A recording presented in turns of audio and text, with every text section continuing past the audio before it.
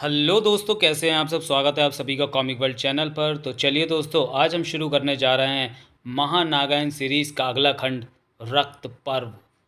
तो चलिए दोस्तों, शुरू करते हैं। इसके पहले का पार्ट अवरतन पर्व आपको प्लेलिस्ट में मिल जाएगा। तो चलिए दोस्तों, शुरू करते हैं।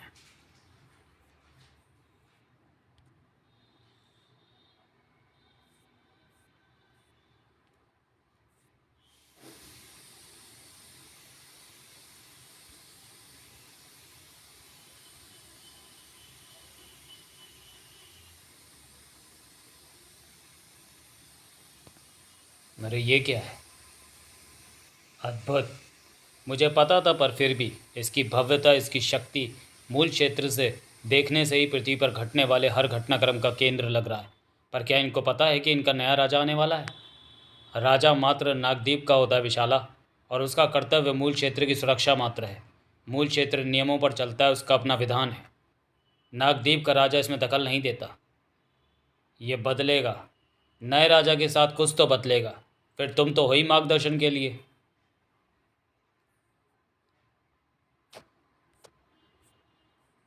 ये कालदूत नहीं बता पाएंगे। यहाँ का विधान स्वयं मूल क्षेत्र के नियमों के अधीन है। मैं मूल क्षेत्र का अमात्य हूँ। बताइए, क्या जानना है आपको? ये क्या है? ये धरनी घड़ी है, द अर्थ क्लॉक। जो पीले रंग के क्षेत्र हैं वे संयुक्त सत्ता सरकार यानी ग्रेट ग्रुप ऑफ गवर्नमेंट जीजीजी के अधीन है। हरे रंग के क्षेत्र हमारे मित्र और व्यापारिक केंद्र हैं, हमारे लिए भयकारक नहीं है।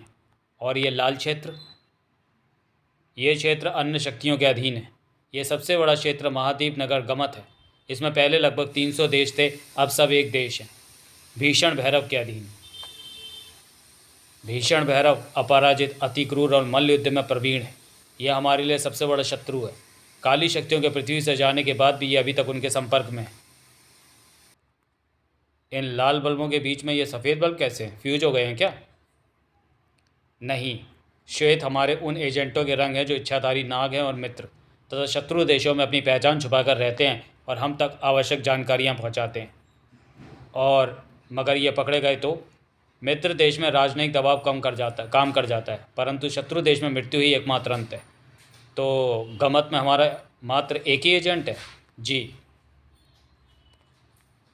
कौन है वह? जी क्षमा करें, यह जानने की अनुमति नहीं आपको। क्या कहा तूने? नीचे उतारिए देवी।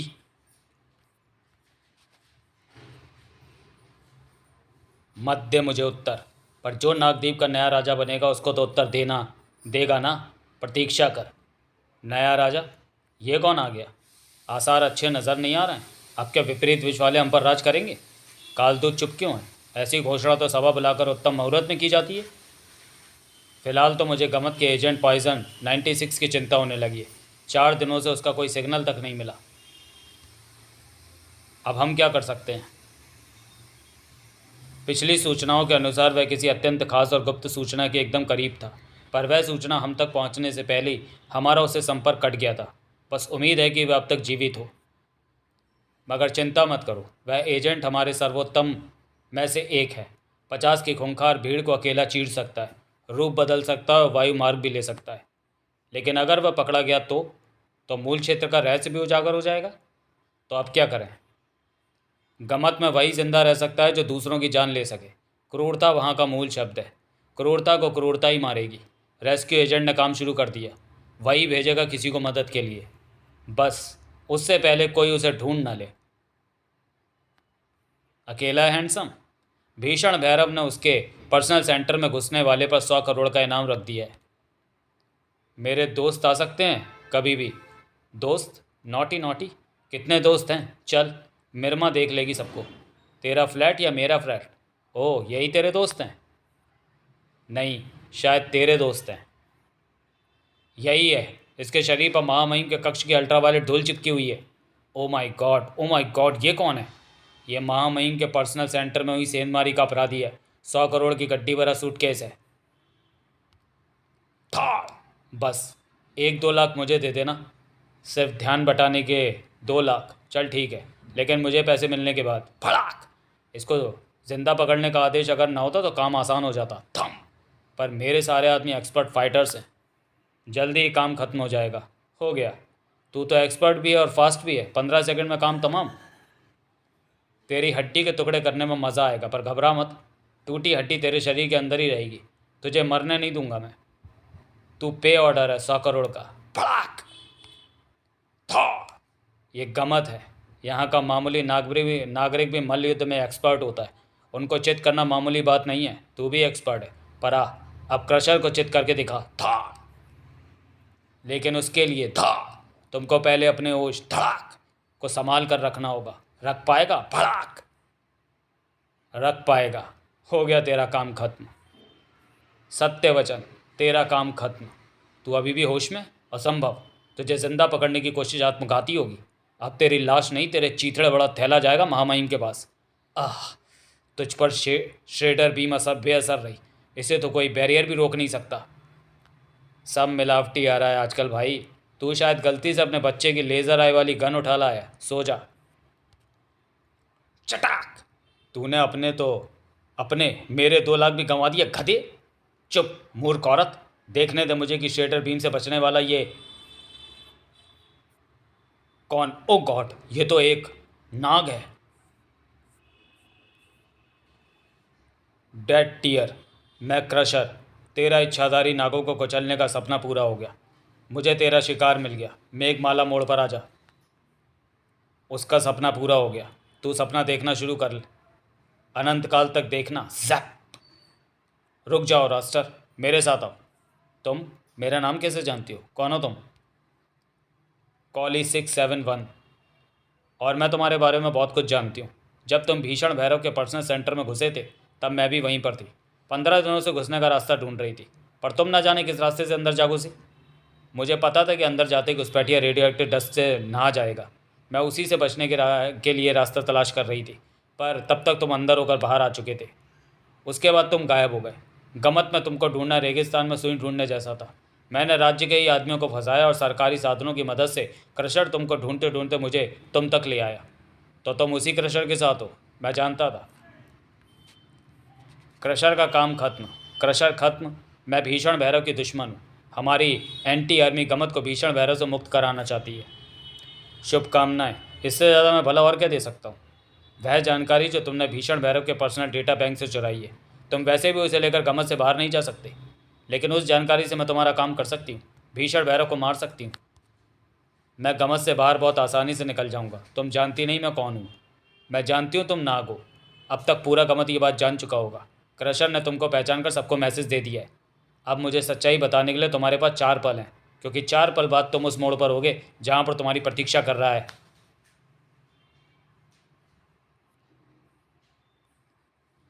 Undefeated zombie wrestler fighter dead tear. इस पर ना विष असर करेगा, ना ये दर्द महसूस करेगा। और रही इसे मारने की बात, तो ये तो पहले से ही मरा हुआ है। अब आगे आओ और मुझे इशारा तभी करना जब तुम मुझे गुप्त राज बताने को तैयार हो। तुम सीढ़ियाँ उतरना शुरू करो। भड़ाक। तुम्हारे नीचे उतरने तक। धाड़ धम। मैं इसको वहीं पहुंचा दूंगा जहाँ इसे होना चाहिए, कब्र में। ज़ॉम्बी को तो वहीं होना चाहिए। तो ये था गमत का सबसे खतरनाक रेसलर, जो नाग मानव को नहीं बख्शता था, पर आज के बाद यह भगवान से अपने गुनाह कबुलवाएगा। था। चलो अब टाइम काउंट शुरू करते हैं। देखते हैं कि तुम कितनी देर में मुझे बुलाओगे। 1 2 3। ये संभल चुका है। अब 2 ही रास्ते हैं, या तो नाग शक्तियाँ जागृत करनी होंगी, या फिलहाल यहाँ से भागना पड़ेगा। 4। धाड़। ये गमत है, यहाँ का हर कोना, हर जगह एक फाइटिंग रिंग है। एक बार फाइट शुरू हो गई तो जब तक फैसला ना हो जाए कोई जा नहीं सकता। 7। ये क्या? 5 6 8। अभी भी तेरी सांस चल रही है। बता दे वे रहस्य। 9 10।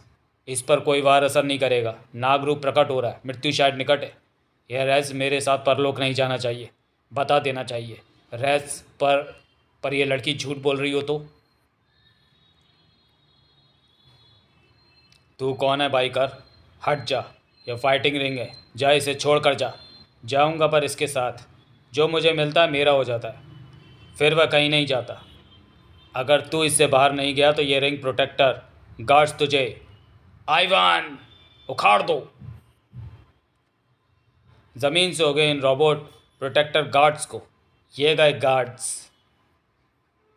तू तू पागल हो गया है क्या?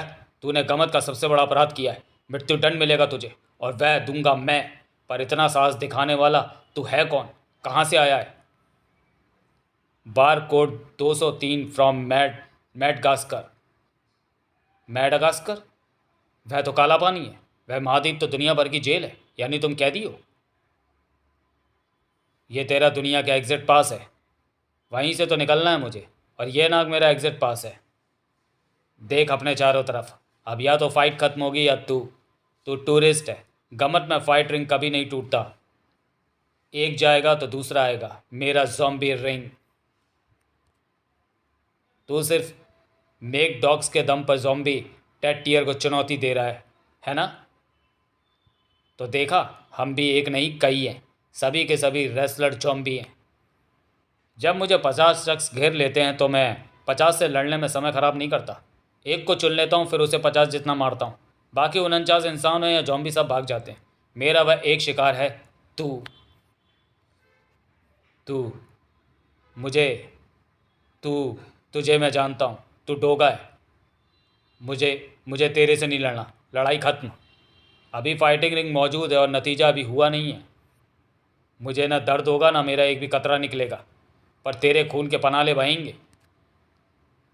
और फिर गमत की उस फाइटिंग रिंग में क्रूरता की नई मिसालें तय हुई। चारों तरफ से होते जानलेवा वारों को नज़रअंदाज करके शरीर में लगे दर्जनों घावों से बहते रक्त के झरनों को अनदेखा करके अपने चुने हुए प्रतिद्वंदी पर वार किए जा रहा था। प्रतिद्वंदी जिसको ना पीड़ा थी, न जान जाने का खतरा। प्रतिद्वंदी जो गमत के सर्वोत्तम रेसलर्स में से एक था। एक ऐसे लड़ाके के सामने था जो भय का पैमाना था, आतंक का पर्याय था और क्रूरता की मिसाल था। हड्डी टूटने की आवाज़ें बंद ही नहीं हो रही थी। पता नहीं किस किस शरीर की कहाँ की हड्डियाँ कड़क रही थीं। और जब अपने ही रक्त से नहाया आतंक का रूप डोगा उठकर खड़ा हुआ, तो गमत के उस फाइटिंग रिंग में सिर्फ एक धड़ पड़ा था। उसके हाथ और पैरों की हड्डियों को तोड़कर पैंट की पॉकेट की तरह पलटकर उसी के शरीर में घुसा दिया गया था, अनंत काल तक इसी अभिशप्त अवस्था में रहने के लिए। ओ गॉड, असंभव। डेड टीयर को फाड़ दिया। यह भीषण भैरव अब इस नाग को नहीं, तुमको ढूंढेगा। भीषण भैरव? उससे भी मिलना है। सुना है कि वह हर शाम अपने प्राइवेट फाइटर रिंग में कुश्ती लड़ता है। सच है, पर उससे कुश्ती लड़े ऐसा गमत में कौन है? रोबोट, विशाल रोबोट से मल्लयुद्ध लड़ता है भीषण भैरव। आह, डरता क्यों है? भय का अंश तो तेरे अंदर डाला ही नहीं गया है। पर तुम वहाँ जाकर मरने के अलावा और करोगे क्या? गमत से बाहर हमको सिर्फ भीषण भैरव ही भेज सकता है, वरना मृत्यु भी यहाँ से जीवित बाहर नहीं जा सकती। मैं तो मात्र मृत्यु दूत हूँ। आह, दिखा अपनी क्रूरता, फाड़ डाल मुझे। आह, अद्भुत मल्लयुद्ध था वह। 20 टन के हत्यारे रोबोट से 250 किलो के इंसान का सामना था। सिर के टुकड़े हो रहे थे और सिर पर पैदा हो रहे थे। भीषण भैरव के अमरत्व के बारे में सुनी गई कहानी कपोल कल्पित नहीं थी, और ना ही मनगढ़ंत थे उसकी अमानवीय शक्ति से जुड़े हुए किस्से। पेच ढीले हो रहे थे, सर्किट शॉर्ट हो गया, इस्पात की मोटी चादर में गड्ढे हो रहे थे। एक दिल दहला देने वाली गर्जना के बाद 20 टन भारी मशीन के गिरने की ध्वनि से गमत की इमारतों के सारे शीशे चटका दिए। रोबोट ग्लैडिएटर में चीखने का प्रोग्राम तो था, पर उसका प्रयोग में लाने का मौका उसको नहीं मिला। जय महाभीषण, ये तो मरम्मत योग भी नहीं रहा। इसको भी सागर में वहीं जल समाधि दे दो जहां हमारे हाथों से सदगति पाए अन्य सैकड़ों क्रूर योद्धा रोबोट दफन है। तुम दूरबीन से सुन भी सकती हो, लिप रीडिंग, होठों की हरकत को पढ़ सकती हो। अब क्या करोगे? भीषण भैरव के पास चलेंगे, सिर्फ वही हमको गमत से जीवित बाहर भेज सकता है। उसको क्या ट्रैवल एजेंट समझ रखा है? वह सिर्फ एक ट्रैवल भेजता है, मौत का सफ़र अनंत दिन और रातों के लिए।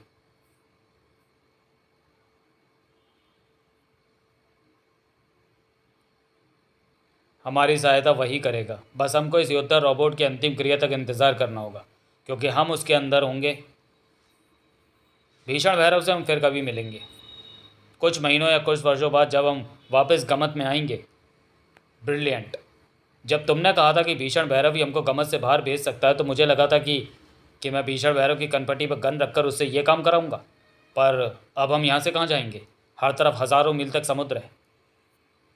मैं संपर्क कर रहा हूँ, हमको लेने यहाँ आ जाएगा, बस हमको सीमा से बाहर जाना पड़ेगा। फिर हम दोनों दोनों और मैं।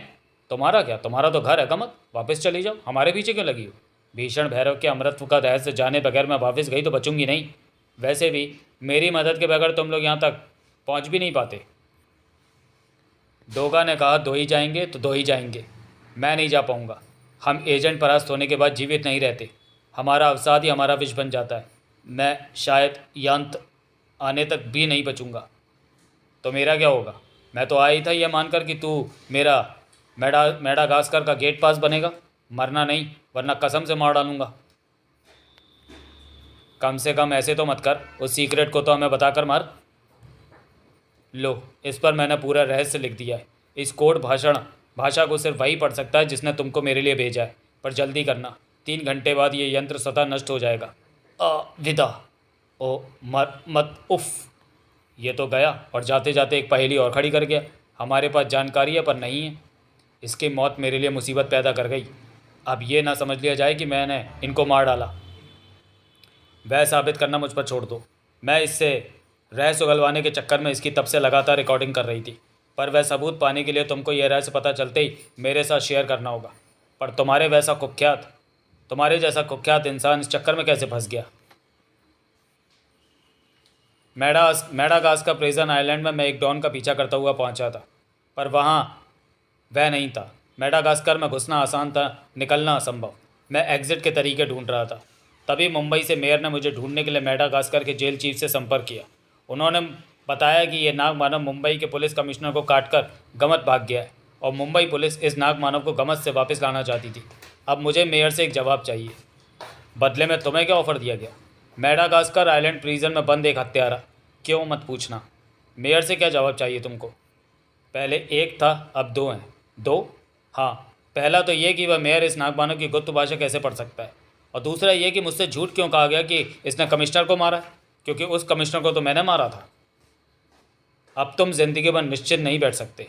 तुमने भीषण भैरव को इसकी मान में घुसकर चुनौती दी है, गमत से भागकर उसको शर्मिंदा किया है। वह तुमको जिंदा छोड़ ही नहीं सकता। क्या आदेश है महाभीषण? इनको देखने वाला ये ड्रोन मिनी न्यूक्लियर मिसाइल से लैस है, कहिए तो इसे मार गिराया जाए। इनके पास आपसे संबंधित जो भी डेटा है वह भी वहीं धुआं बन जाएगा। नहीं, वह डेटा तो अब तक कई लोगों तक पहुंच गया होगा। यह सुपर स्पीड इंटरनेट कंगीला, इनको ऐसे मारा तो कायरतापूर्ण कृत्य लगेगा। इस अपराधी डोगा का एक ही दंड है, इसको गमत लाकर घूंसों लातों से पीट कर मौत के घाट उतार दिया जाए। यही मल्ल मृत्यु देना हमारी परंपरा है। वैसे भी आजकल मूल क्षेत्र से संचालित होने वाला हर देश अपने यानों को मैग्नेटिक एग शील्ड से सुरक्षित रखते हैं। भीषण भैरव की दोनों बातें गलत थी। ना डेटा बाहर गया था और ना ही उसका हेलीकॉप्टर अभी तक मैग्नेटिक एग शील्ड में था। मैग्नेटिक शील्ड ऑन की। ओह, नागमानव को देखकर होश फाख्ता हो गए थे। पहले कभी देखा नहीं था ना, लो कर दिया। मैग्नेटिक शील्ड ऑन हुई और पायलट के होश उड़ गए। अरे अरे, नीचे लो हेलीकॉप्टर, नीचे लो। पर यार, औरत तो थी। सॉरी, क्या हुआ? क्या था? एक औरत थी, खड़ी खड़ी थी हवा में। ठरक थोड़ी कम कर, अब तुझे हवा में भी औरतें दिखने लगी। पर सही कह रहा है तू, किसी को बता दिया तो लाइसेंस से हाथ धो बैठेगा। पर यार, औरत तो थी, लाल आंखें, गले में खोपड़ी, शक्तिशाली तांत्रिक सा रूप था। तू धंधा बदलकर गेमिंग में जाने की तो नहीं सोच रहा है ना? ब्रह्मांड के एक सिरे पर तिनका हिलाओ तो ब्रह्मांड के दूसरे कोने पर कंपन होती है। एक छोटी सी हरकत कहाँ से कहाँ तक, क्या से क्या करवा सकती है, इसका पता सिर्फ ईश्वर को होता है। हेलीकॉप्टर की मैग्नेटिक शील्ड के चालू होने से पैदा हुए कंपनों ने नगीना की कैद की दीवारों को पल भर को कमज़ोर कर दिया और नगीना को आज़ाद होने का मौका मिल गया। देखने में तो यह एक संयोगवश हुई घटना थी, पर इसका असर बहुत दूर तक होना था, इस लोक के परे सहस्त्र काल ग्रह तक। अब हमको किधर जाना चाहिए एंथनी? यहाँ तक तो हर 10 कदम पर कई नए रास्ते दिखने लगते हैं। यहाँ से बाहर निकला कैसे जाएगा? यहाँ से बाहर सिर्फ 2 ही स्थितियों में जाया जा सकता है, या तो निशावली की इच्छा हो, या तुम्हारा शरीर जैविक आकर्षण से तुम आत्माओं को बुला ले। पर तुम्हारे शरीर मृत है और निशावली ऐसी करेगी नहीं। पर तुम तो अपने नाती के शरीर में वापस जा सकते हो। हमारे साथ सज़ा क्यों भुगत रहो? ओह, आगे एक द्वार दिख रहा है और रास्ता यहीं पर समाप्त हो रहा है। शायद यहाँ से बाहर निकला जा सकता होगा। ये क्या एंथनी? पता नहीं, परंतु अगर आगे जाना है तो यही एकमात्र रास्ता दिख रहा है, वरना हमको अनंत काल तक यहीं खड़े रहना पड़ेगा। तो चलो, सोचना क्या। ये कौन सी जगह है? ये जगह तुम जानते हो एंथनी? ठीक है, पता करो, तब तक हम आसपास देखते हैं। मैं पता लगाने की कोशिश कर रहा हूँ कि यहाँ से बाहर जाने का कोई द्वार है भी या नहीं। ठीक है, पता करो, तब तक हम आसपास देखते हैं। कोई परित्यक्त नगर लगता है। शायद यहाँ की आबादी इस नगर को त्याग कर कहीं और जा बसी है। ये क्या टकराया? ये तो कांच की जैसी शीशी है, पर यह पदार्थ कुछ और ही है। यानी इस दुनिया में जो प्राणी है वे उन्नत भी हैं और कुशल भी। इस बंद शीशी के अंदर जीवंत सी दिखने वाली ये गुड़िया कैसे गढ़ी गई होगी? मुझे भी एक गुड़िया मिली है, पर यह आश्चर्यजनक है। इसकी शक्ल तो शिकांगी नेवले से हूबहू मिलती है। इसको तो नागपाशा ने मार डाला था, पर इतना बड़ा सहयोग कैसे हो सकता है? भागो, वापस चलो सहस्त्रकाल ग्रह के बवंडर में, जल्दी। क्या हुआ एंथनी? यह सहस्त्रकाल ग्रह में सोल हंटर्स का क्षेत्र है। यहाँ आने वाली कोई भी आत्मा वापस नहीं जाती, न मृत्यु लोक न यम लोक, बस सृष्टि के अंत तक यहाँ कैद होकर रह जाती है। पर ये सोल हंटर्स हैं कौन, और ये आत्माओं का करते क्या हैं? खाते हैं, आत्मा ही इनका भोजन है, और जो ये तुरंत नहीं खा पाते उसे भविष्य के लिए शीशियों में सुरक्षित रख लेते हैं।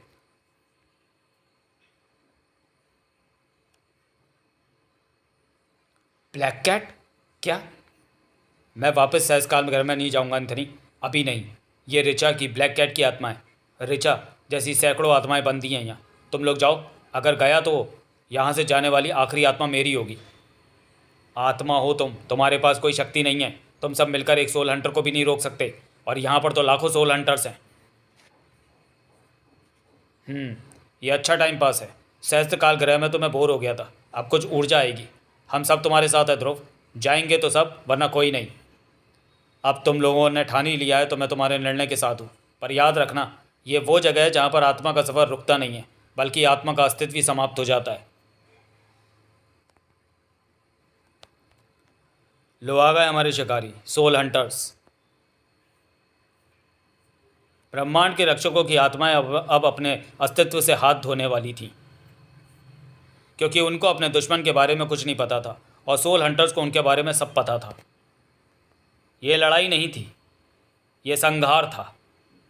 पाश पुण्य आत्माओं की आकृतियों पर कसते चले गए, और फिर उनकी आकृतियाँ प्लाज्मा बोतल में कैद होती चली गईं, और अब सोल हंटर्स में पुण्य आत्माओं को निगलने का सब्र नहीं हो रहा था। अब पुण्य आत्माओं के अस्तित्व के समूल नाश के बीच में कोई खड़ा था तो सिर्फ एंथनी, क्योंकि मात्र वही किसी जीवित शरीर से जुड़े होने के कारण शक्ति जुटा पा रहा था। पर हर पुण्यात्मा को वह कवर नहीं दे सकता था। कुछ की नियति सोल हंटर्स का आहार बनकर ही अपने अस्तित्व का अंत करना था। अस्तित्व की यात्रा समाप्त हो चुकी थी, दोनों सोल हंटर्स की। पता नहीं कैसे, पर मैं एकाएक अपनी जैविक ऊर्जा से संपर्क कर पा रहा हूँ। मैं भी। अब ये सोल हंटर्स इतनी आसानी से हमको काबू में नहीं कर पाएंगे। मैं भी अपनी जैविक शक्ति से संपर्क कर पा रहा हूँ। अब बस हमको ये तरीका ढूंढना है जिससे हम इन आत्माओं को भी सोल हंटर्स का आहार बनने से रोक पाएँ। पर यह कैसे संभव हुआ? तुम्हारे शरीर तो मृत अवस्था में है। कुछ तो हुआ है जिसका हमको भान नहीं है। वैसे दूसरों की मदद करने की ठान लो तो भाग्य अपने आप अनुकूल हो जाता है। इसका लाभ हमको सोल हंटर्स के सभी शिकारों को स्वतंत्र करके उठाना चाहिए। फ़िलहाल इस पर विचार करूँ। सहमत? कैसा विचार? उसका समय नहीं है। सारे सोल हंटर्स तो एकाएक गायब हो चुके हैं। वे यहाँ कहीं नहीं है, मैं महसूस कर सकता हूँ। और अब ये कांच की शीशियाँ भी एक एक करके गायब हो रही हैं। सोल हंटर्स भी गायब और शीशियाँ भी। फिर सोल हंटर्स से हम इनको कैसे बचाएंगे? पर वे दूर से इन शीशियों को कैसे गायब कर पा रहे हैं?